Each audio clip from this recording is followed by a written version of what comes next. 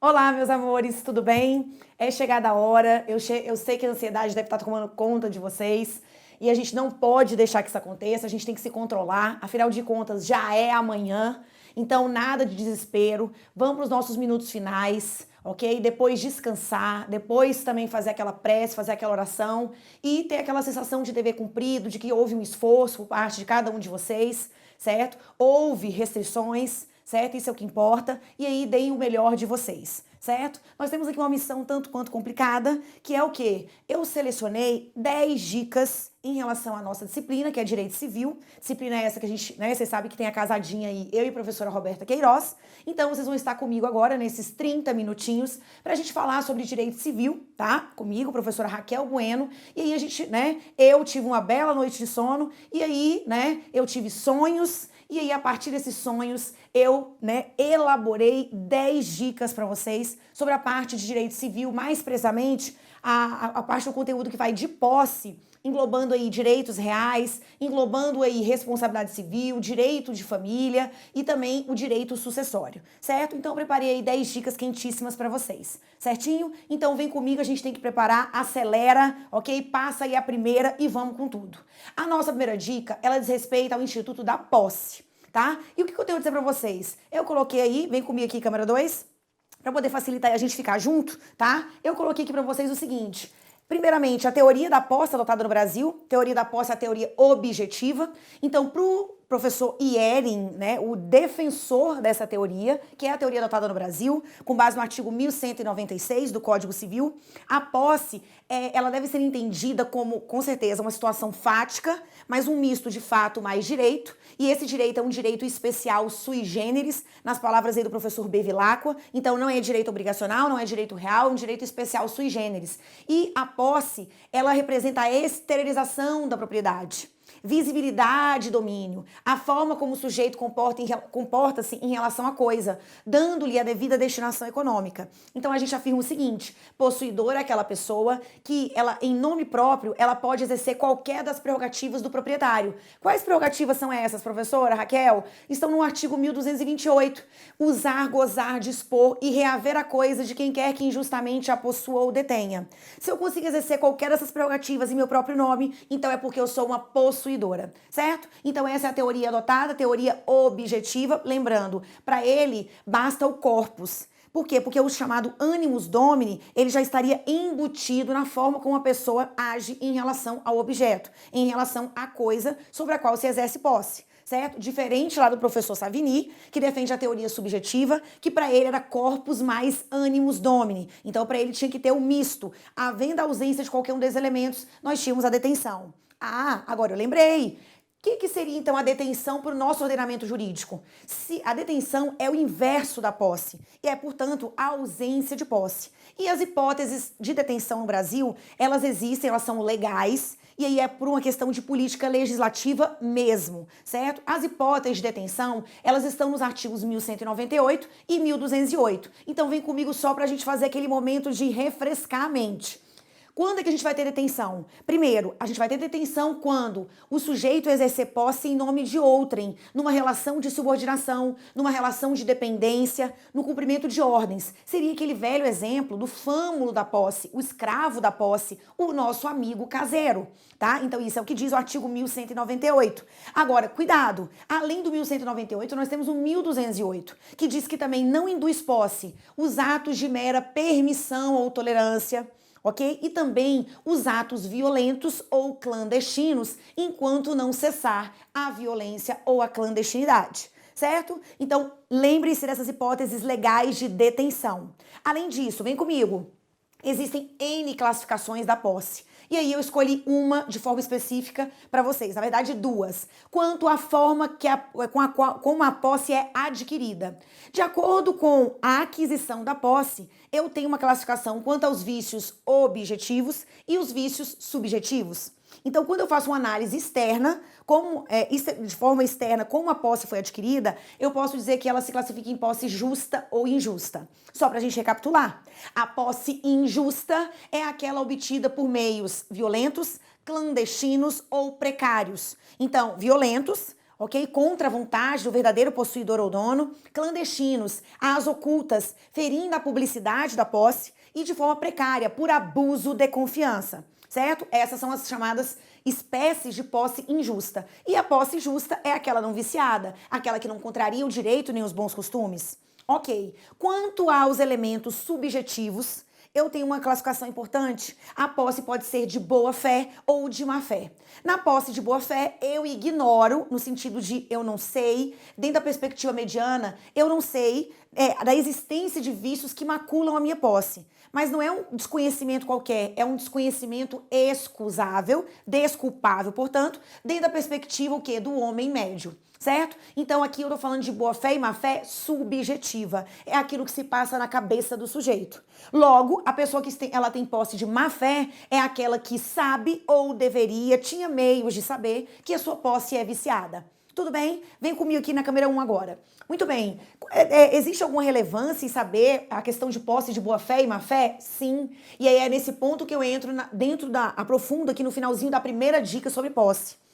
A posse, dentro do seu estudo, nós temos as consequências. Quais são os efeitos da posse? Então, percebam, esses efeitos, de acordo com o fato da pessoa estar de boa fé ou de má fé, os efeitos eles podem repercutir na parte de frutos, na parte de benfeitorias, na parte de responsabilidade civil e também no tocante à proteção possessória.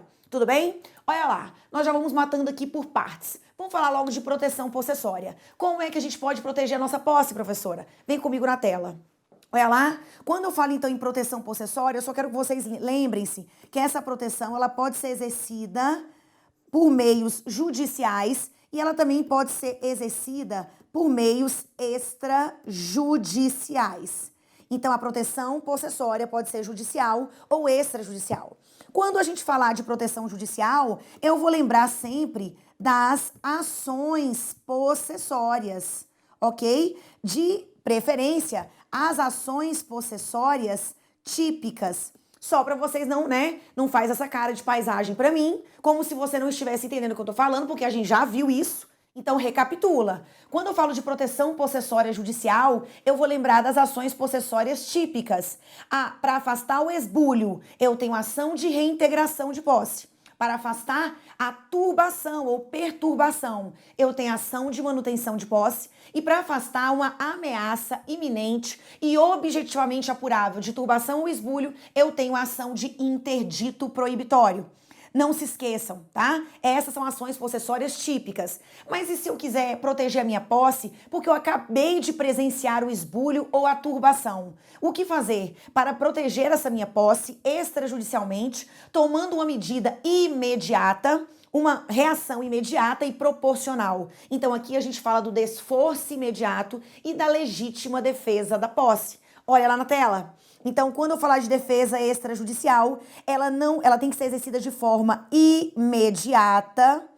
Tão logo você tome conhecimento dessa agressão à posse, então de forma imediata e também dentro da proporcionalidade. Ok? Tem que ser uma reação imediata e proporcional. Dentro dos mecanismos de defesa extrajudiciais, nós temos aqui o chamado desforço imediato, que afasta o esbulho, e eu tenho também a legítima defesa da posse, que afasta situações de turbação, ok? Agora, eu quero saber as consequências da posse relacionadas aos frutos, benfeitorias e responsabilidade civil. Vem comigo. Na parte de frutos, só pra gente recapitular. Imagina que eu adquiri a posse de um imóvel, eu investi ali, e aí a coisa produziu frutos. Quando eu tiver que entregar a coisa ao verdadeiro titular, o que eu tenho direito? Eu vou sair com a mão na frente e outra atrás? É isso mesmo, produção? Não, tá? Então, vai depender também de que tipo de possuidor você é. Você é um possuidor de boa fé ou de má fé? Então, a gente vai anotar o seguinte. Se eu sou possuidora de boa fé, eu tenho direito aos frutos percebidos, aos frutos colhidos.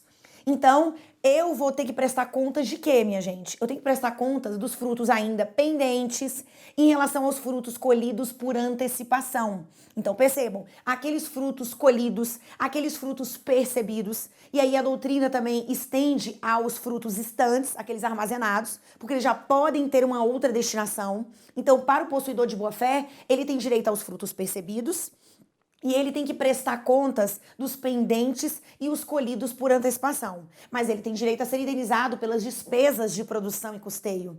E o possuidor de má-fé tem direito a alguma coisa? Pior que tem, tá? Ele vai ter direito às despesas de produção e custeio. Ponto. Ele tem que depois prestar contas dos frutos percebidos, dos frutos estantes, dos frutos pendentes, dos colhidos prematuramente e também os percepiendos, que são aqueles que se perderam porque não foram colhidos no momento oportuno. Então, o direito em relação aos frutos que o possuidor de má-fé tem é basicamente em relação a despesas de produção e custeio. E o que diz das benfeitorias? Benfeitorias úteis, benfeitorias necessárias, benfeitorias voluptuárias. Então, anotem, possuidor de boa fé, ele tem direito ao quê? Ele tem direito a ser indenizado pelas benfeitorias necessárias e pelas úteis. Em relação às voluptuárias, ele tem direito de levantamento. Se isso não implicar também o quê? A gente prejuízo a coisa principal. Se o verdadeiro dono resolver ficar com a benfeitoria voluptuária, ele também pode indenizar o possuidor de boa fé, certo? E até o momento que o possuidor de boa-fé for indenizado pelas benfeitorias úteis e necessárias, ele pode reter a coisa em seu poder, o chamado direito de retenção, ok? Então percebam bem, esses são os direitos do possuidor de boa-fé. E o possuidor de má-fé? Esse só tem direito de ser indenizado pelas benfeitorias necessárias. Ele não será indenizado pelas úteis, ele não tem direito de levantar as voluptuárias e ele também não tem direito de retenção até receber o valor da indenização pelas necessárias. Então, o direito de retenção é exclusivo do possuidor de boa-fé, certinho? E qual é o valor a ser pago em relação a essas benfeitorias? Quando a gente falar de possuidor de boa-fé, tá? Normalmente o valor vai ser o valor atual, não é o valor de custo, para poder beneficiar o possuidor de boa-fé. Agora, lá em relação ao possuidor de má-fé, normalmente é o valor de custo. Quem vai escolher, né, o valor, provavelmente o valor menor entre o valor atual e o de custo, é o reivindicante da coisa.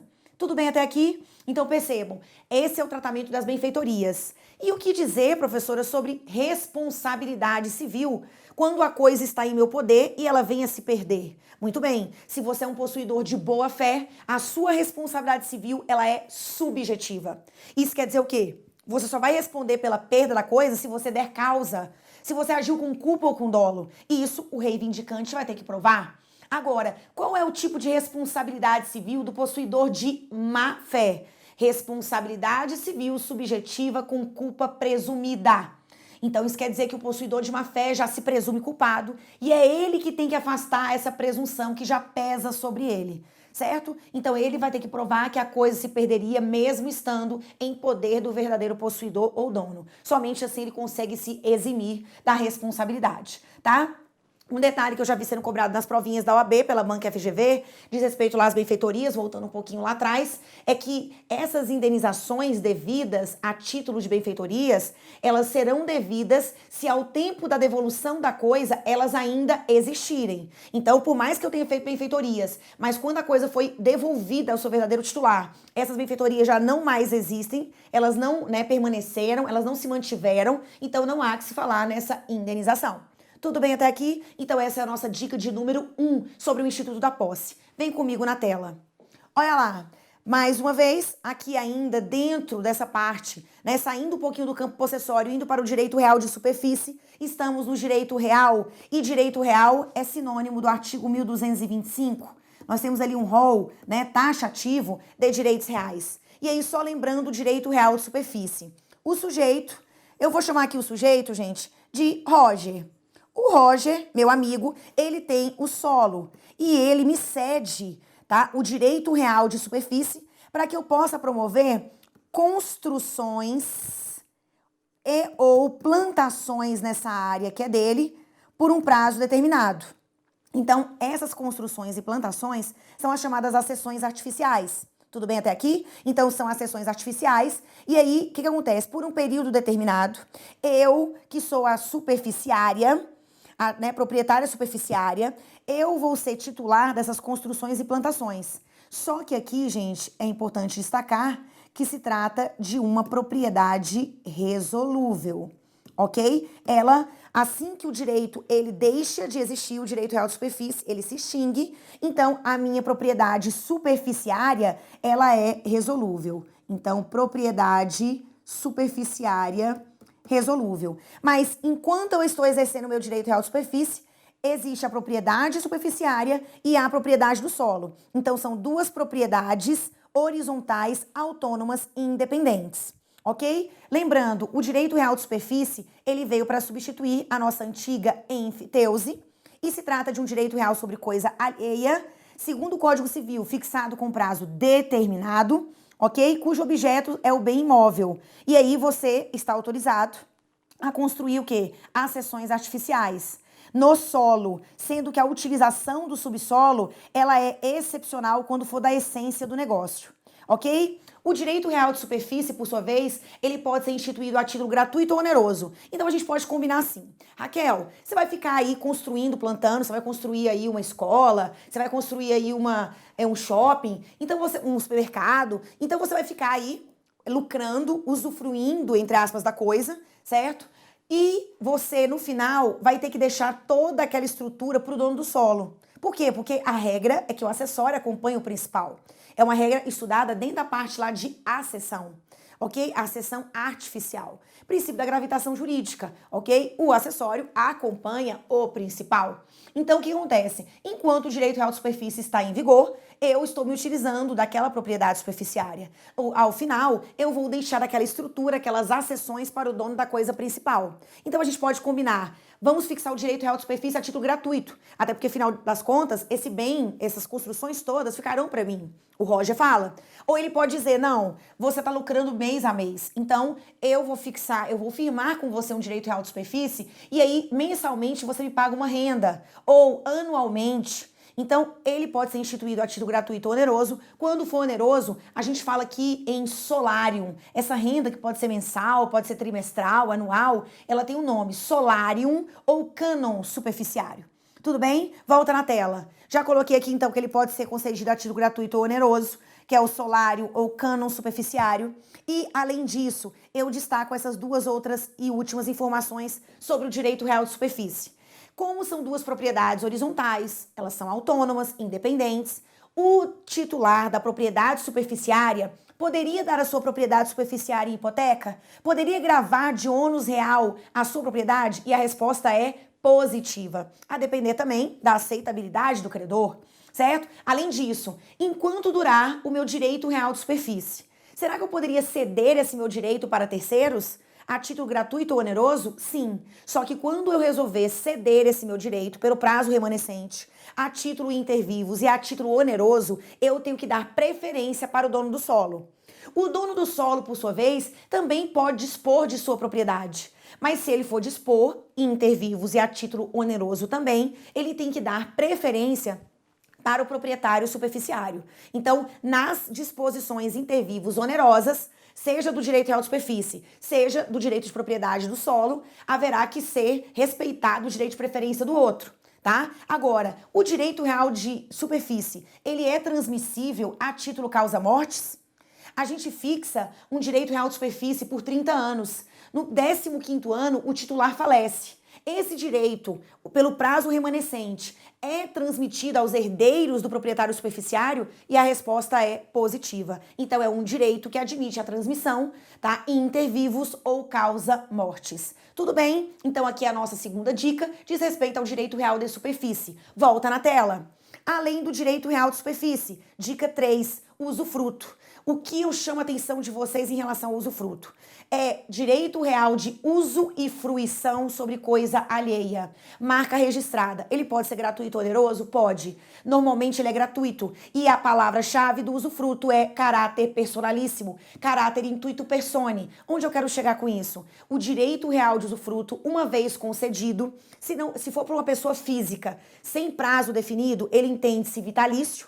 E se for para a pessoa jurídica, durará até o término da pessoa jurídica ou com o transcurso de 30 anos, o que acontecer primeiro, certo? Não há, esse direito não pode ser alienado. Eu não posso ceder esse meu direito a título gratuito nem oneroso, mas o exercício do direito real de usufruto pode sim ser cedido a título gratuito ou oneroso. Então, o direito em si não pode, mas o exercício do direito real de usufruto, eu sei que é bem tênue aí a diferença, esse sim pode ser cedido a título gratuito ou oneroso, certo? Vem comigo na tela. Então, sobre o usufruto, coloquei aqui para vocês do 1390 ao 1411. É um direito real sobre coisa alheia, que pode incidir sobre bens móveis, bens imóveis, uma universalidade de bens, direitos, ok? Inclusive sobre bens, tá, fungíveis, que é o chamado quase usufruto, ou usufruto impróprio, ok? Ele tem o caráter personalíssimo, ele não é transmissível, salvo, né, o exercício que pode ser cedido nos termos do artigo 1393, ok? Além disso, vamos considerar aqui o que está previsto no artigo 1411, falando sobre o tal do usufruto simultâneo. Olha lá, no Brasil não se admite usufruto sucessivo. Ponto. Pronto, falei. Então, o que é usufruto sucessivo? Eu deixo tal bem usufruto para fulano. Se o fulano morrer, eu deixo o usufruto para o ciclano. Se o ciclano morrer, eu deixo para o beltrano. Eu não posso fazer isso, certo? Algo um pouco parecido vai ser admitido lá no direito sucessório, na parte de fideicomisso, tá? Mas aqui não. Então, o que o Brasil admite é o chamado usufruto simultâneo, quando você contempla duas ou mais pessoas ao mesmo tempo. E aí a grande pergunta que não quer calar. Quando você dá um bem em usufruto para duas ou mais pessoas ao mesmo tempo, se uma delas falece, o que acontece com essa parte, essa cota ideal dela?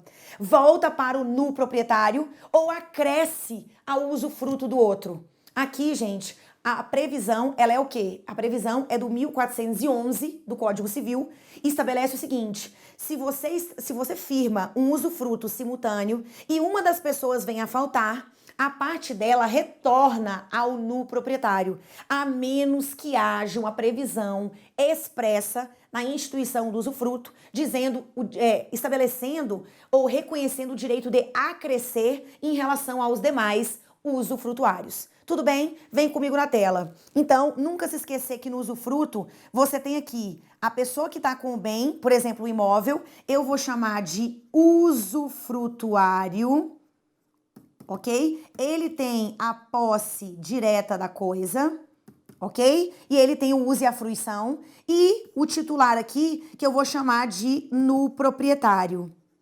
O nu proprietário, ok? O nu proprietário, ele tem o que a gente chama de posse indireta. E ele continua sendo o proprietário da coisa. E aí o poder de dispor ainda continua com ele, o poder de reaver, certo? Mas a gente faz essa divisão aqui tradicional, ok? Só chama atenção também uma questãozinha, lá na parte de deveres do usufrutuário, o que acontece? Imagina que um bem imóvel foi dado em usufruto e esse bem foi desapropriado. Ou que esse bem, ele é segurado, existe um contrato de seguro, tá? O que acontece, gente? Se esse bem deixa de existir, o usufruto, ele se subroga no valor da indenização do seguro. Se esse bem for desapropriado, o usufruto também se subroga no valor dessa indenização.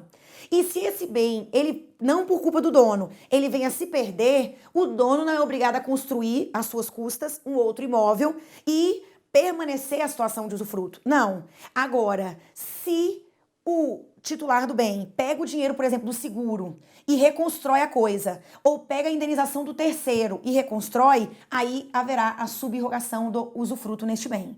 Fiquem bem atentos que eles têm cobrado essa parte aí de deveres do usufrutuário, ok? Fica aí a minha dica de número 3. Volta lá na tela. Agora é a dica de número 4. Nossa, uso capião. Que saudade, né? Uso capião é uma forma de aquisição da propriedade de bens móveis e imóveis e também de outros direitos reais sobre os quais incide a chamada prescrição aquisitiva. O que eu chamo a atenção aqui de vocês é em relação às espécies da uso capião de bens imóveis. Vem comigo na tela.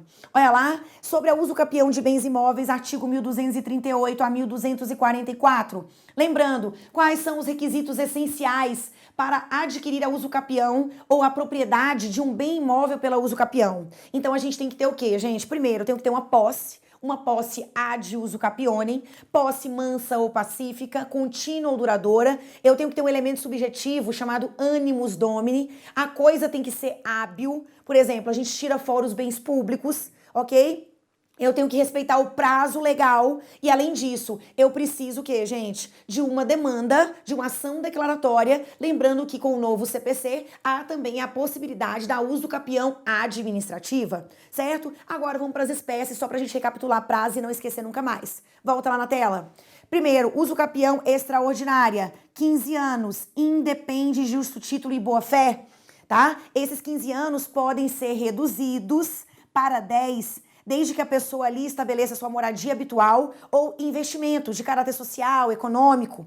A ordinária, por sua vez, já começa com 10 anos. Só que aqui exige-se o quê? A boa-fé mais o título. E além disso, esse prazo pode cair para 5 anos. Só que aí, para poder cair para 5 anos, eu tenho que ter, além do justo título e boa-fé, eu tenho que ter adquirido a coisa onerosamente. E aí eu registrei essa coisa, percebam bem, eu registrei a coisa no meu nome, o registro foi posteriormente cancelado e eu esteja ali, né, o prazo é de 5 anos, eu tenha ali estabelecida a minha moradia habitual e ou também investimentos de caráter social e econômico. Então percebam, para cair de 10 para 5 eu preciso de acumular muito mais requisitos. Mas o mais importante é que eu tenha feito uma aquisição onerosa daquele bem mediante registro e o registro tenha sido cancelado. Além disso, eu estabeleci ali a minha moradia ou investimento de caráter social e econômico. Ok? Volta na tela. Uso capião especial urbano individual. Prazozinho de 5 anos. Tem metragem específica? Tem, 250 metros quadrados. E a rural? Também são 5 anos. Modalidades essas previstas constitucionalmente também. Só que aqui, gente, não é metros quadrados. São 50 hectares. Professor, existe algum ponto comum entre essas duas? Existe.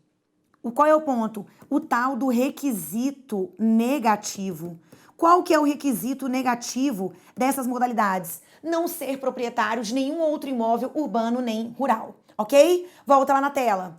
Além dessa modalidade, nós temos também a uso capião especial urbana coletiva, prevista lá na Lei 10.257 de 2001, o nosso velho Estatuto da Cidade. Aqui, gente, o prazo também é de 5 anos. A área, ela também é urbana, mas ela é maior do que 250 metros quadrados, ocupada por uma população de baixa renda, ok? Sendo que não na verdade, são casos em que você não consegue delimitar ao certo qual é a parte ideal de cada um. Por isso que eles dizem que essa modalidade aqui é uma forma de regularização de aglomerados urbanos e favelas.